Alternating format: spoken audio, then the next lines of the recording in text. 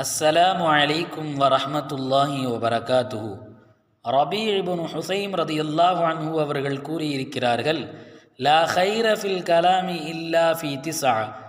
9 விஷயங்களிலே தவிர நல்ல பேச்சு என்பது கிடையாது என்பதாக கூறியிருக்கிறார்கள்.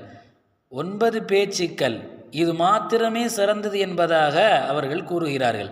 என்னென்ன? தஸ்பீஹ், தஹ்மீத், தஹ்லீல் என்பதாக சொல்வார்கள்.